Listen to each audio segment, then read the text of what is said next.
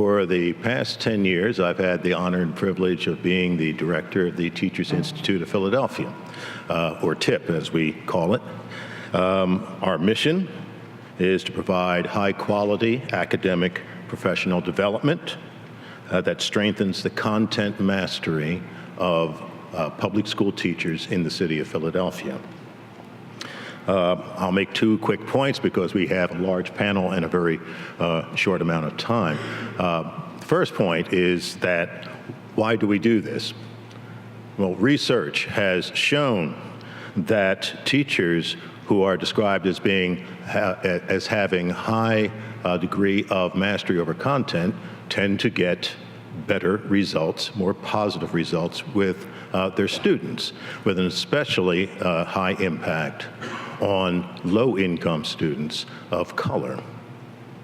Our seminar model provides content through guided research, through writing, peer review, and has led to the creation of over 400 units that are now on our website for people's use everywhere at no cost.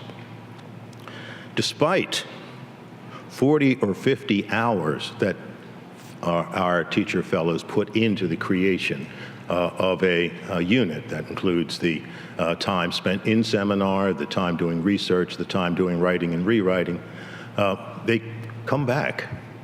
I mean, we do abuse them that way, and they come back for more. Half of each year's cohort it consists of people returning from some previous year for more training. Obviously, they have a need and desire for high-quality professional development that they believe that we are providing. Obviously, as educators, they themselves like to learn. But there's something else going on, and that's my second point. It's the relationships. Our teachers come from 25 or more schools in the school district of Philadelphia. We don't serve the entire city because that would spread us much too thin, but in the 25 or so schools that we serve, we have a vast variety and diversity of teachers. The relationships. The creation of professional and personal networks is very important for teachers. Teaching can be a lonely job. If we think about it, they put you in a room with children for hours at a time. And at times you just need adults to understand what you're doing. These relationships form layers and levels of reinforcement and support. Having the support of other professionals helps teachers face the challenging situations in high-need schools and encourages the creation of the quality of resilience. Resilience is a key attribute for teachers who want to remain in the classroom in high-need schools. Resilience is one key to improving teacher retention in these schools that often are unstable because people leave in the face of challenges or burnout. Thus, we believe that, and we have some small evidence that Teachers Institute experience helps teachers stay not only in the profession, but also in the classroom. I will now turn to our distinguished panel, and they will touch on a number of points, and then we hope to have time for you to ask questions to get deeper into these issues. First, I'd like to introduce Peter Kahn. Peter Kahn, the Barton Gregorian Professor of English, now emeritus, was the interim provost at the University of Pennsylvania at the time when we formed the program. And he played a key role in getting Penn to go in the direction of supporting this initiative. He has led 3 seminars and served as co-chair of our University Advisory Committee. Peter?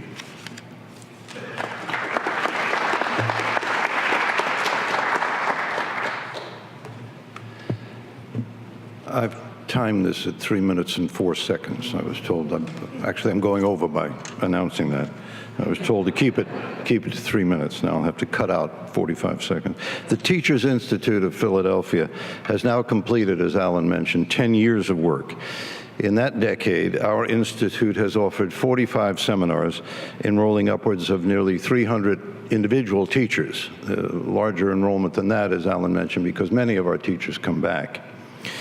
K-12 teachers, that should be emphasized.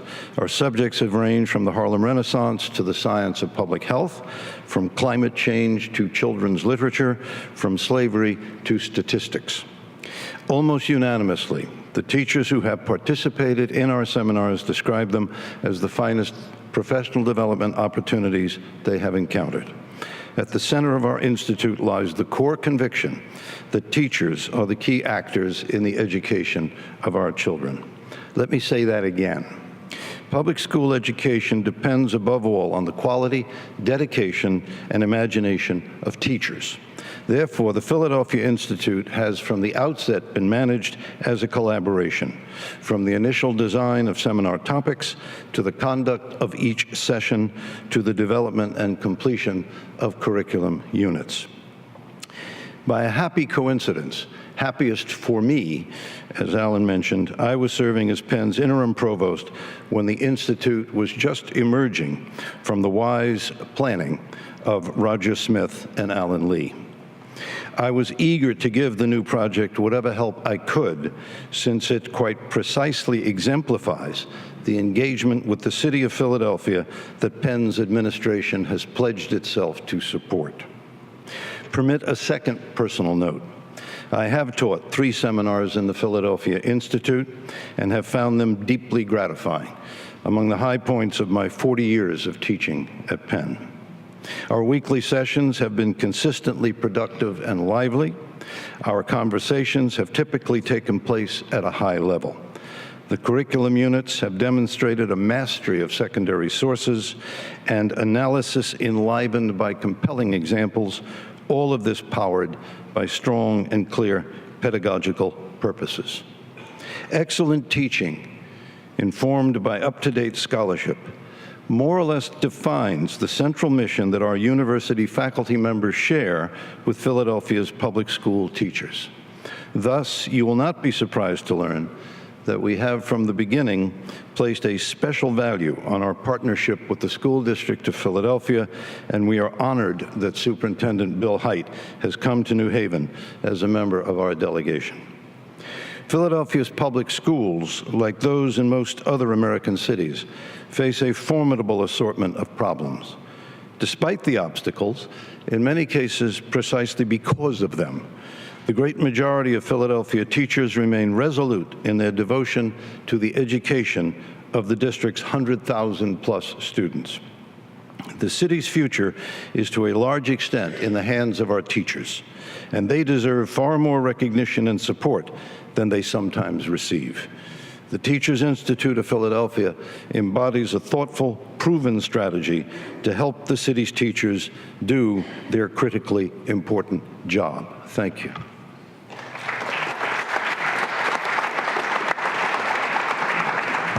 Thank you, Peter. Next, I would like to introduce Cristobal Carambo, who teaches chemistry, a STEM teacher at the Philadelphia High School for Girls, Girls High as we know it, which is the second oldest high school in Philadelphia and one of the oldest high schools in the entire nation. Cristobal is a 2-time fellow in the Teachers Institute of Philadelphia and has completed his first national seminar this past summer. Cristobal?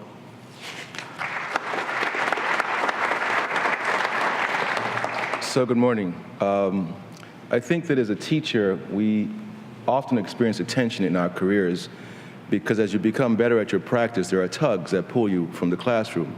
You may want to leave for professional reasons or economic reasons or just to improve yourself in the field. And I found that during my career that I always wondered, am I where I'm supposed to be? Should I stay in the classroom? And I remember last summer at the very first seminar conference that Barbara mentioned something. She said something about staying in the classroom and evidencing your leadership by remaining in the classroom. And everyone in the classroom did what many people here are doing. They went like this. And I thought, gee, I'm in the right community, because for now, I feel very reaffirmed about my position in my classroom. So the first thing that this seminar has done for me is help me redo my commitment to stay in the classroom. I want to be a classroom teacher. So exactly what gifts have they given me to remain in the classroom? I think the first one is a sense of professionalism. I think as I was sitting there, I'm rubbing elbows with Mr. Vivian.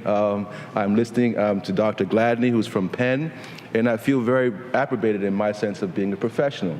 And the relationships in the seminars are very soft, they're very collegial, and they make you feel like, gee, I have the intellect to do what I want to do in my classroom.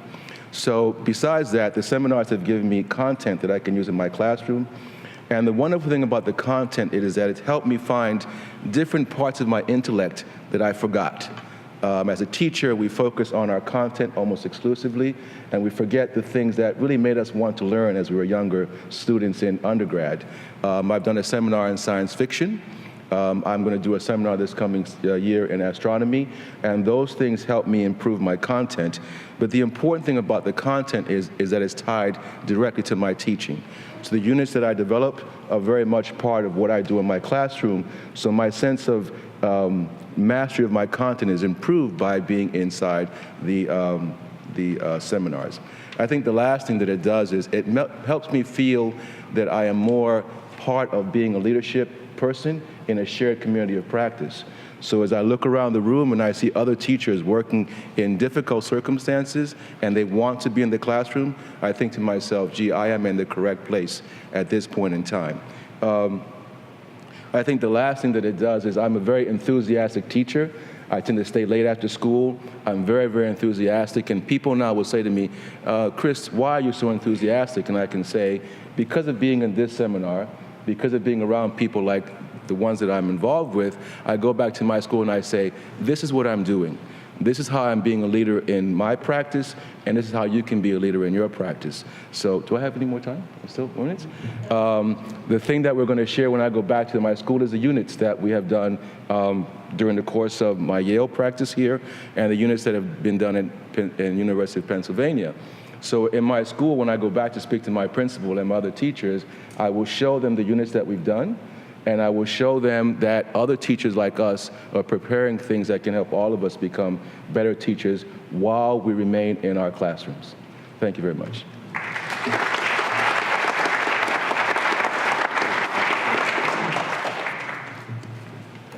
Next, I would like to introduce Rogers Smith, the Christopher Brown Distinguished Professor of Political Science, now Associate Dean for Social Sciences in the School of Arts and Sciences at Penn.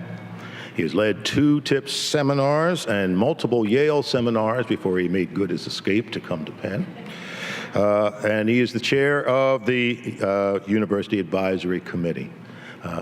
Rogers.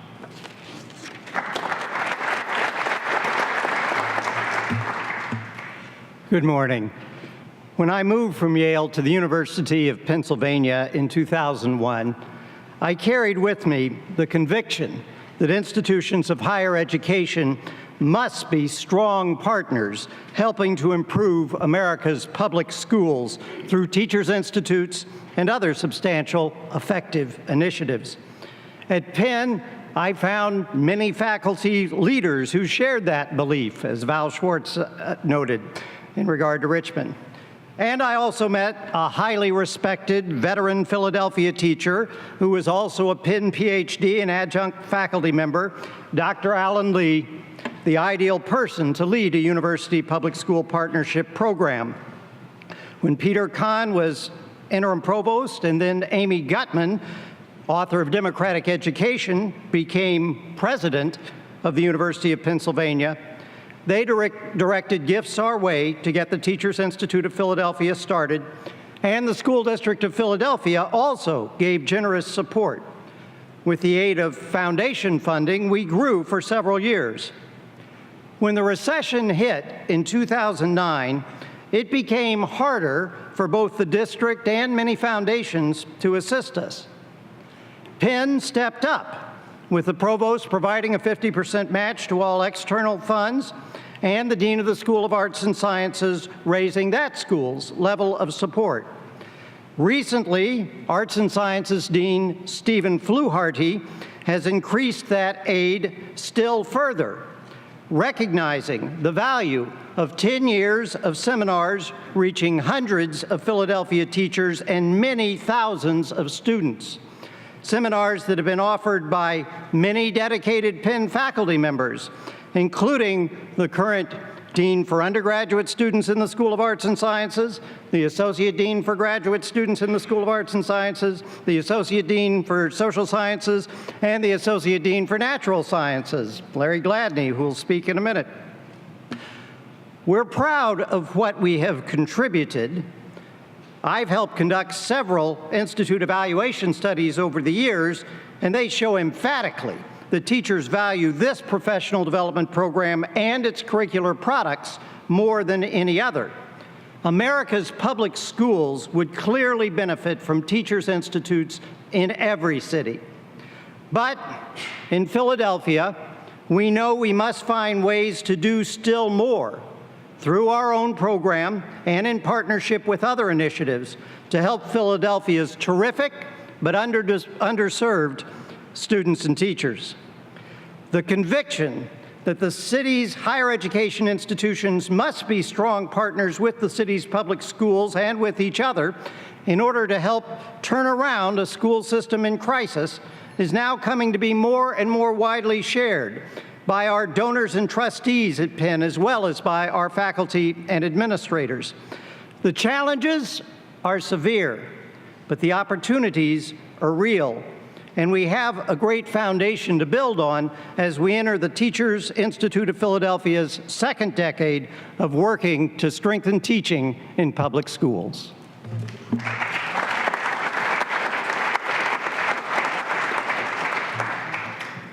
Thank you, Rogers. He doesn't explain how he tricked me into this job upon my retirement, and I'm glad he did.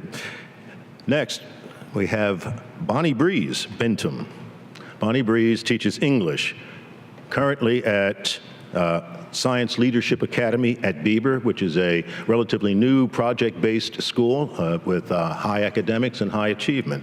But for many years, she taught at Overbrook High School, one of the more famous neighborhood high schools in Philadelphia, in West Philadelphia, that has a distinguished string of alumni, including many sports figures, including Wilt Chamberlain, the greatest basketball player who ever lived, at least 10 other NBA players, track stars, football players, civic leaders, educators, and entertainers, including current star Will Smith. Bonnie has been in the program at TIP since 2006. She has completed 8 local units over the years. She has been a national fellow here at Yale in the summertime on 4 different occasions, and she has been a solid rock that I have leaned on many times in the 10 years that that TIP has existed. And so I give you Bonnie Breeze Bentham.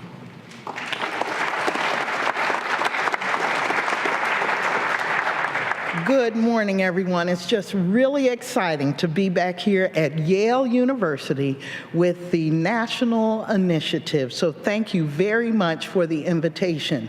I come to tell you how exciting it is to be a public school teacher because of the national initiative and the local institute. I am more than happy to share what I learned in academia and higher level academia with the students in public schools. Students who are counted out and pushed back oftentimes. However, when I bring my excellence into the classroom and share it with my colleagues in that school or in a district or around the world now, my children excel. They know that they are worth it, that they are worth having an opportunity, that they can work toward more than what has been offered to them up until the time they meet me or any other teacher that has gone through a local or national institute seminar. I have to say that after hearing everyone speaking, that what the Institute has done for me first was taught me as a public school teacher, I am a professional. And too often, as a public school teacher, we are pushed to the side. We're not worth it. We're not anything. You're just a teacher. But I am worth so much more. And the children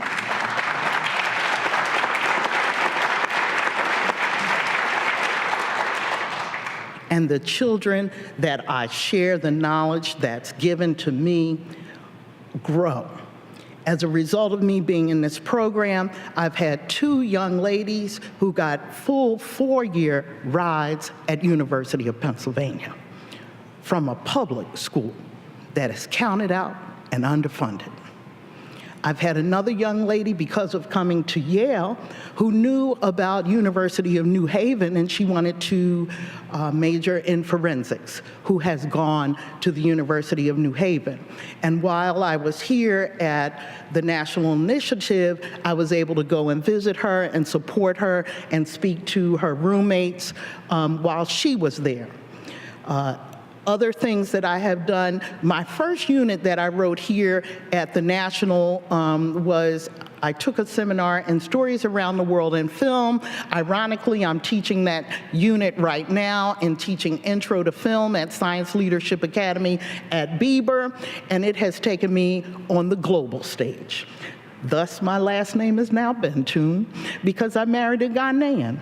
I took a sabbatical 1 year, and then I traveled with the U.S. Department of State to Ghana, Africa, where I taught students there. As a result of the Institute, it has afforded me opportunities that I would not have thought were available to me coming out of an inner city public school district. That's key to what the Institute does. Strengthens teaching in public schools, and more often than not, the public school systems that are underfunded, undercounted, and just put to the side. I no longer feel like that, and none of the students that I am exposed to feel like that. On the other hand, the collegiality that we talk about here, I share all of the information that I come across with teachers who are like me or not like me. I have to say, 1 year at Penn, I took physics in the arts, the hardest class I've ever taken because I teach English and I'm a humanities person. However, I went through it, but now I'm at Science Leadership Academy, where that unit will now come back to life for me. I share everything that I do, not just in the schools where I teach, but also on the stage at different seminars, professional development workshops, and around the world. People can tap into my units, and what I tell the young people, I'm a public school teacher, Google me. And you will find the vast number of units that I have written. The only thing that has kept me away from an Institute seminar is illness and sabbatical. Illness and sabbatical. And I thought about that as I listened to the other speakers. Yeah, why do I keep coming back? And why have I given money to the local institute who pays me a stipend? Because I've done that too. I support who and what supports me and the children that I serve. And not everybody is willing to do that.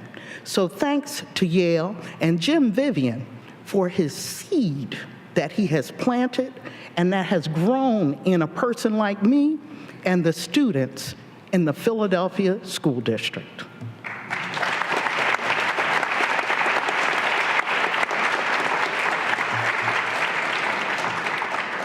Thank you, Bonnie. Thank you, Bonnie, for so many things. Next, I'd like to introduce Larry Gladney. Larry Gladney is the Edmund and Louise Kahn Professor for Faculty Excellence in Physics. He is the Associate Dean for Natural Sciences in the School of Arts and Sciences. He led his first seminar for TIP, however, somehow fit that into his impossible schedule this past spring on energy, the environment, and sustainability. Larry Gladney.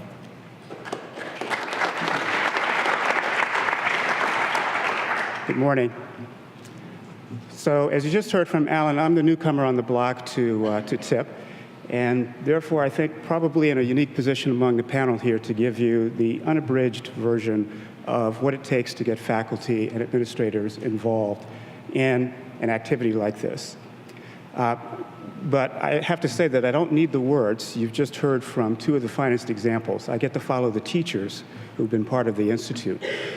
This is what I think really is first and foremost, as you heard from the Delaware team, the activation barrier that actually gets people past the point of being too busy, too involved, and having too few resources to share in the kind of work that the national institutes have brought to fore. And that is that we have empowering teachers, we have inspired teachers, we have dedicated teachers who are in classrooms, and if they're classrooms like the ones that I've been involved in for 25 years while at Penn, they're not only underserved, they're criminally underserved. So Penn adds a tremendous amount to the city of Philadelphia. It's by a good margin the largest employer. It adds to the life, intellectual life of the university through its many activities.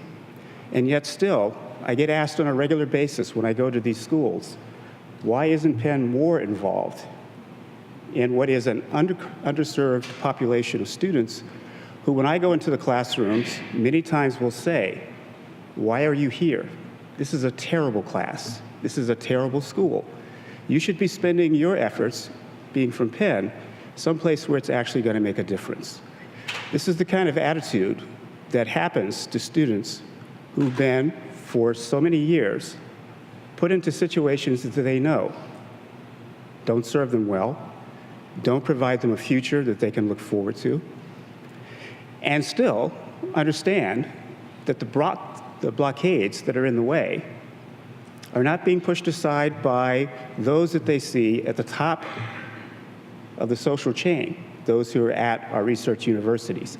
So for 25 years, I've been frustrated by and fascinated by the problem of how we couple the tremendous resources of our research universities into this issue of education. After all, for any society, there's not any job that's more important than preparing the next generation to take over after us. And yet, somehow, we live in a state of Pennsylvania that keeps raising the bar for the challenges for our students year by year by year. So it was a revelation to me to discover that there is a model out there, a model that not only works, but works to do all the things that you heard from Cristobal. It keeps teachers in the classroom. It keeps them inspired. It makes them more dedicated, more on top of their content areas, and more energetic with regards to the students that they teach. And it keeps them in the classroom doing that over and over and over, year by year. So for me, the perspective is really pretty simple. For those of you who are wondering, how do I get a hold of the commitments from my local universities? Find these teachers. Find the faculty, again, growing from the bottom up, who can be inspired by those teachers to know that those are going to be the people who are in their classrooms and that they are going to be taking back what they learn at the institutes to their local classrooms. From there, once you have the faculty interest, it's not so hard to get the attention of the dean and even of the provost. So I want to end by saying that, by and large, it's been my distinct privilege to have done the first of my TIP seminars. I'm hoping to do more in the future. But more importantly, it's been my privilege to be connected to these fantastic teachers that I couldn't have found in any other way. Thank you.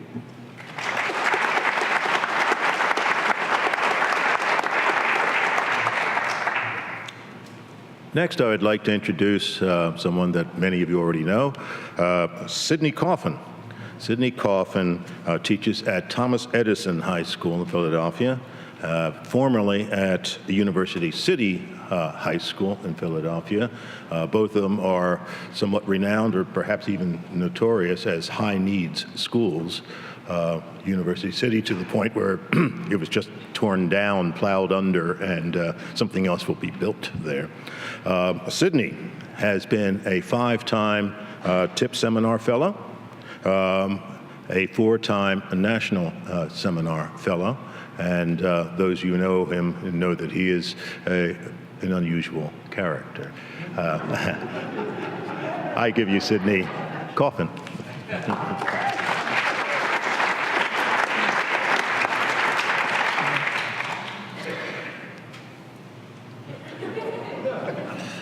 I was talking with my doctor the other day, and he explained to me that now that his daughter was of school age, he was leaving the city and moving to the suburbs where there would be better schools. And this concerned me a lot. I'm a teacher in those schools, and I've been working in the schools for 16 years.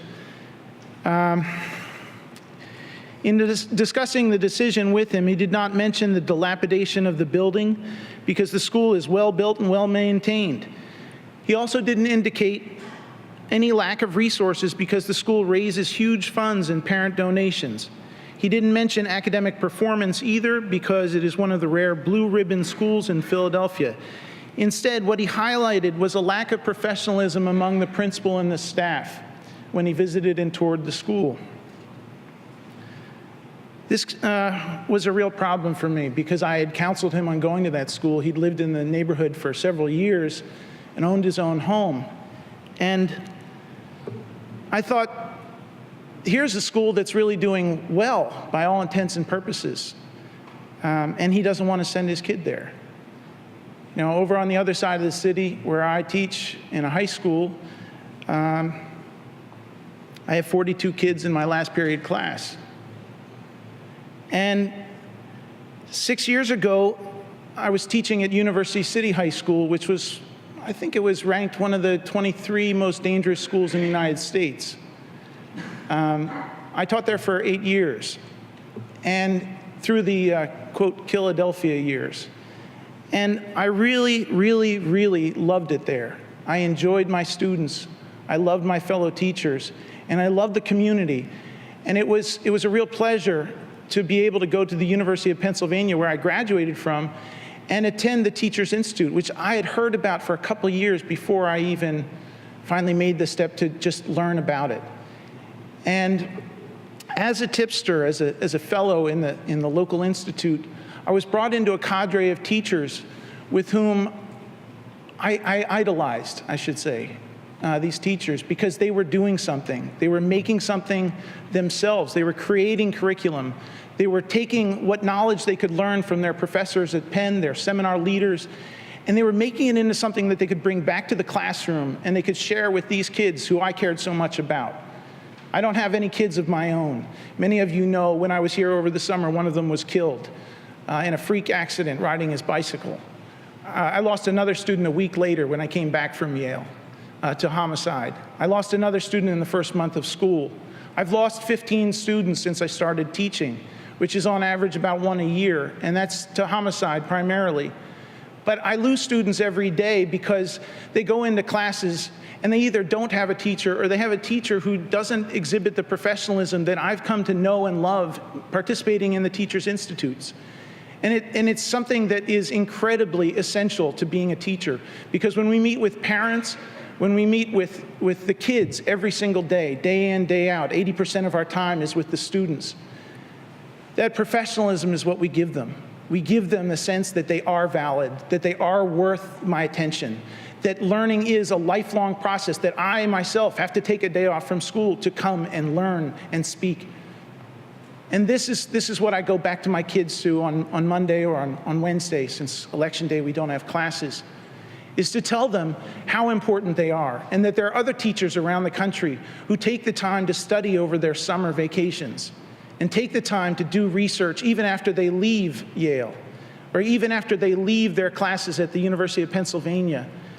We go on Tuesday nights from 4:30 to 6:30. And often I used to follow Herman Beavers out to his car, just still trying to learn something from him at the University of Pennsylvania, because we care, because we want to learn, because we are still learning and we still have something to give as teachers and as professionals. So thank you.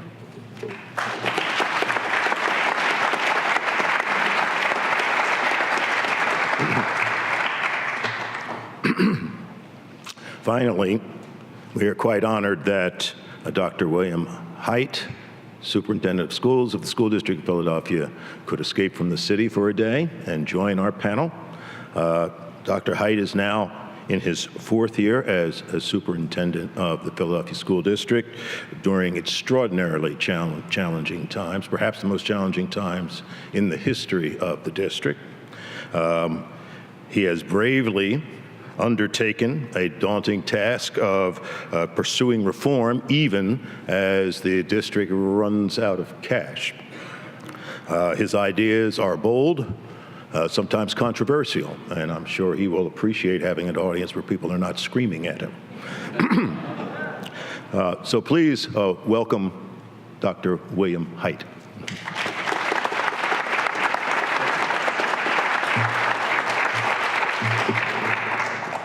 Good morning. Alan just said I've started my 4th year. I thought it was my 27th year, Alan. I'm sorry. They seem a lot longer. And good morning. Anytime you're a superintendent, I know my colleagues in the room will understand this, and you come as a learner. And I'm here as a learner today, and I think that's one thing that's really important. But Alan won't allow me to be a learner. He was like, you also have to participate on the panel. So I'm here participating as a learner, but I'm also here to just talk just real briefly through some of the circumstances that we've been facing over the 3 and now few years that I've been there. So if you remember the movie, one of the Clint Eastwood movies, Good, Bad, and the Ugly. And so today I'm just going to reverse that and talk about the ugly, bad, and the good. And first and foremost, the ugly is a situation with circumstances we've been dealing with. You just heard Sidney talk about the number of children that he's lost, and we've seen that across the city. But at the same time, we've seen a divestment in public education, and we see that from every entity, from the state, from local individuals, from individuals who are selecting other types of schools to which to send their children. And so that's the ugly situation. The bad situation is that as a consequence, we've had a situation where you've seen 3 significantly professional individuals who represent more broadly the teachers in Philadelphia. And we haven't been able to acknowledge or recognize these individuals other than verbally, because we've also been 3 years without a teacher's contract. And the bad thing about that is that, unfortunately, for many individuals sitting in classrooms, it is a representation that it is less respect than what is actually there for the work that they do each and every day, which brings me to the good. And the good are the professionals that are standing in front of young people each and every day. And it's those same professionals that allowed us to pursue some of the reforms, to also during a time where we've seen significant reductions in revenue and challenges in the school district of Philadelphia, like many of you face, that we have seen slight increases in the performance of our students. We've seen higher graduation rates. We've seen safer schools. We've seen no schools now on the Pennsylvania persistently dangerous list, which Philadelphia had the dubious distinction of having 25 of the 32 schools on that list 5 years ago. And there's a reason for that. And the reason for that is because of the committed professionals who stand in front of children each and every day. And you heard from just 3 of those individuals who represent the thousands of individuals in Philadelphia who are in front of students every day. So as a superintendent, as I think about the importance of the Institute and institutes like this, number one, it's important for me as a learner to hear from not just the individuals who are local, but the individuals across across our nation who are facing the same types of challenges and who are navigating through those challenges in a significant way. The other part, though, is to really understand, how do we create and establish the conditions that allow for the types of things that these three individuals, the panel that spoke before us, the individuals who were speaking in that panel, how do we as leaders, as superintendents, then begin to establish conditions to allow teachers to learn and grow from each other? And I think about that each and every day, and as I talk and have opportunities to talk with teachers very often, a couple of things they share with me, and I want to share these with you. One of the things that we know, and all of you know, and one of the things that we've heard this morning, teachers are leaders and therefore need to be engaged in the continuing work directly with students while continuing to distribute their own leadership. One strong example of this in Philadelphia is a peer-to-peer coaching model that we've established. I think that that peer-to-peer leadership and coaching model has been an indication to us that we need to also continue to find opportunities for teachers to lead their own professional development for their peers, both within and beyond their schools, as well as having them contribute to how we're developing curriculum, assessments, and using data to drive academic outcomes for all of our students. The more teachers can learn from each other, and we've heard this over and over again. As a matter of fact, I have a group of teachers who come in periodically and talk with me. And after they chastise me and do all of the other things, then we get down and begin really talking about the things that can happen. And in a couple of words are repeated over and over again. Those words are things like respect, trust, allowing individuals to talk about their professionalism, providing them voice. And to me, that's all a set of conditions that we establish, and the Teacher Institute in Philadelphia and across the country allows us to do that each and every day. So one of the things that I encourage as I close is that we take advantage of this tremendous opportunity. We're taking advantage of these professionals in Philadelphia. We hope to take advantage of all of the professionals who are standing in front of children across the country, but by all means, this is a unique opportunity that I wish I had as a teacher, but now I'm fortunate to have as a superintendent, because I think the best learning comes from those who are as close to teaching children as possible, and those are the professionals in our classrooms each and every day. So thank you.